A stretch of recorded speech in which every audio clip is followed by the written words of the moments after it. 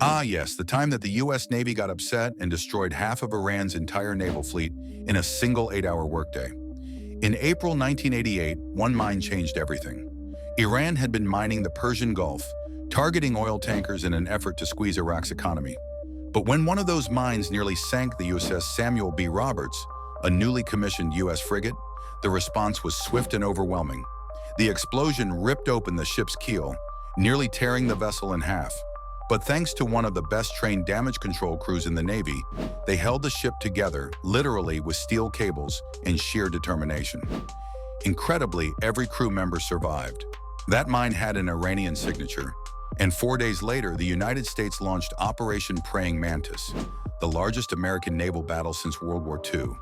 The mission? A proportional response. The result? A surgical dismantling of half of Iran's navy in just one day. U.S. Naval Command divided the operation into 3 surface action groups, Bravo, Charlie, and Delta each, with destroyers and support ships. Their targets were Iran's oil platforms, turned naval bases, and their 2 most modern warships, Sahand and Sabalan. Bravo Group was the first to strike. After radioing a warning to evacuate an oil platform, Iranian forces opened fire with anti-aircraft guns. U.S. destroyers returned fire, responded with Marines placing demolition charges, and reduced the rig to scrap metal. Meanwhile, Charlie Group faced similar resistance at a second rig, responding with intense naval gunfire and Navy SEAL-led demolitions. The operation was off to a devastatingly efficient start, but things quickly escalated. Iranian fast attack boats began targeting civilian cargo ships, prompting air cover from the USS Enterprise. A-6 intruders and F-14 Tomcats were scrambled, striking the attackers with precision bombs and sending them fleeing.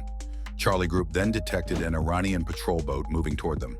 Despite repeated radio warnings, the vessel closed in, locking radar and firing a Harpoon missile.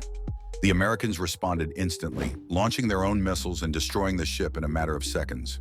Moments later, 3 Iranian F-4 fighter jets screamed toward the scene. U.S. forces launched surface-to-air missiles. One F-4 was hit and crippled. The others turned back. It was clear Iran was losing control. Then came the final act. Delta Group had been hunting the Iranian frigate Sahand.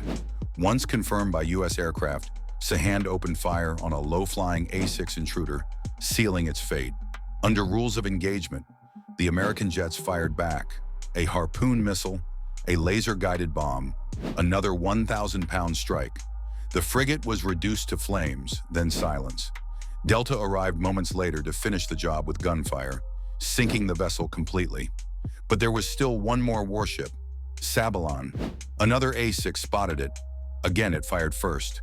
The American jet dropped a bomb right down its smokestack, knocking out the engine and leaving it dead in the water. This time, the Navy held back. The order was ceasefire.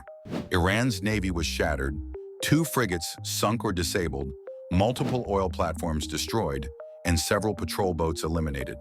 The United States had sent an unmistakable message without losing a single American life that day. Later that night, Iran launched Silkworm missiles at U.S. ships none hit, but it was a political red line. Privately, the U.S. told Iran to call it an accident or risk war. Iran complied. In the aftermath, Iran tried to sue the U.S. in international court, claiming the destruction of oil platforms was a war crime.